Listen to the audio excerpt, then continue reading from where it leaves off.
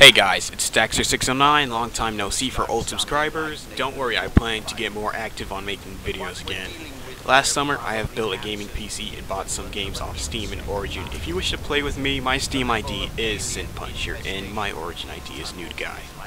Excuse me, I don't have the best mic in the world, so you may well have to make do with my sound quality or have to turn up your volume. And I'll sound like a 12-year-old, maybe, to some of you.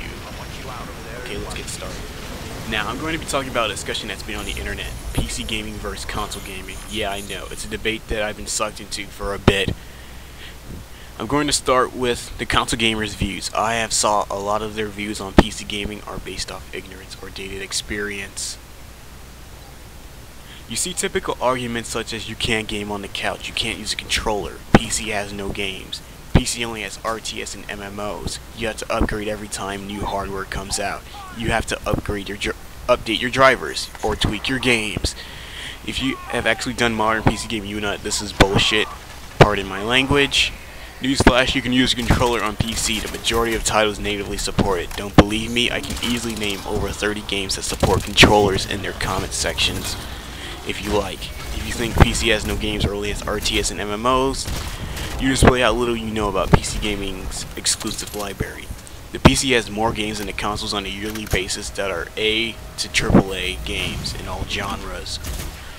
The main problem with this is that PC developers lack big budgets for marketing since they aren't under the wings of large companies to fuel them for their platform.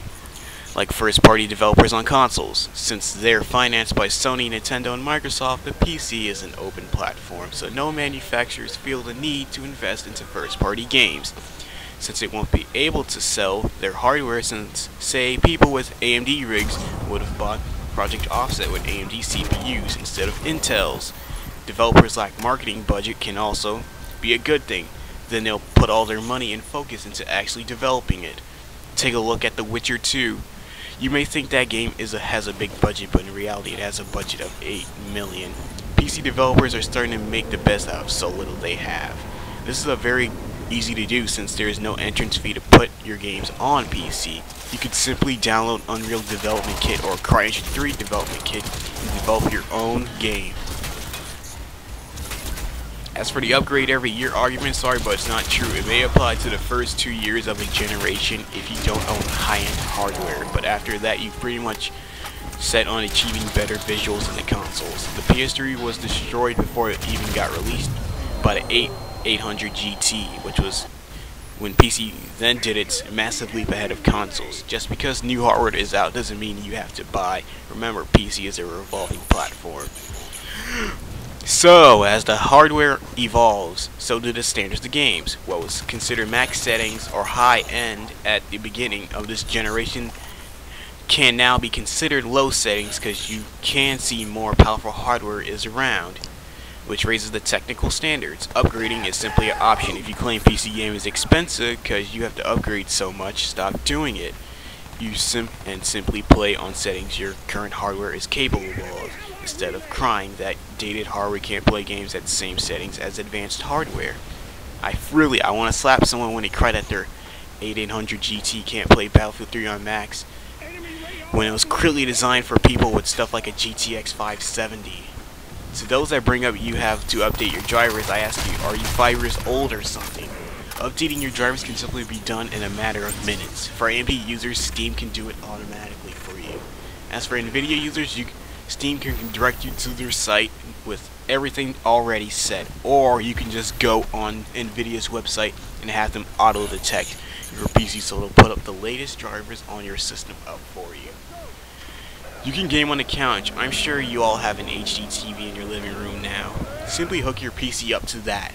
Before you say you don't want a giant tower in your living room, simply use a mini ITX PC. If you don't know what that is, then look up Alienware X51. It will give you an idea of what mini ITX is, which comes in sizes comparable to the consoles. Mini ITX PCs are often used as home theater PCs.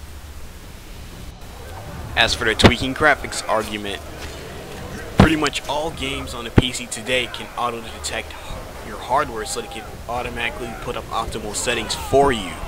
And plus, the way you guys describe it, you act as if you're making the graphics and not just simply changing settings. Some games even come with super simplified settings, like say Tribes Ascend, where all you have is like ultra high, low, super high, and low. Okay, now for PC gamers' views on consoles. Yes, they may not play games in 1080p or sometimes even 720p, but that doesn't make them pieces of shit systems. I'm talking to you PC elitists seating in your ivory towers, feeling the constant urge to piss on everyone below. Personally, the only reason I find to own a console is for the exclusives and for friends that don't play on the same platform as me. If people simply prefer to play on consoles, let them be. As long as they're not ignorant about other platforms, there is no need to rapidly attack them. The PC is not the all-supreme ruler. The PC lacks in genres such as Japanese RPGs and fighting games. Well, actually, there are a ton of fighting and Japanese RPG games on PC, but they're mostly games that never made it out of Japan. The PC is pretty niche in Japan since they pretty much do all their stuff on things such as phones, and they leave all the gaming to Nintendo and Sony platforms. Seriously, PC elitists, if you claim yourself to be the master race, I'd assume the master race would be better than that to bother such time with lowly peasants. The way you guys act is no different than ignorant console fanboys. I do notice how sometimes console gamers throw out the word elitist PC users ignorantly just because they corrected them on something false they believed about their beloved platform. For example, PS3 fanboy was bragging that he gets PC graphics and he can play games in 1080p. In a civilized manner, I corrected him on why he was wrong, but he ends up angrily replying that I'm wrong and just another PC elitist. There's not much to say since most PC gamers most likely have a console on the side. Enjoy the rest of the video. Don't forget to comment, rate, and subscribe.